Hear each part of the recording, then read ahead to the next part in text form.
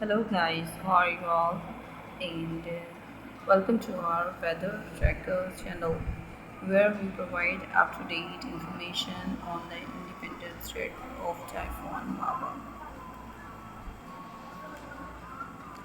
Authorities in Guam issued warning for non-concert houses to seek safety as Typhoon Mawar threatened the U.S. territory. Governor Lolion Guerrero urged residents to remain calm and prepare for the powerful storm, ordering evacuations in low-lying areas. The typhoon, potentially reaching Category 4 with wind up to 150 miles per hour, could cause extensive damage. A storm surge of 6 to 10 feet above normal high tide was expected. Residents rushed to stores for supplies, while officials emphasized the need to relocate to conserved structures.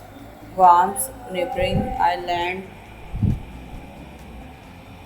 were also under warning, with memories of super typhoon Yor's impact still fresh.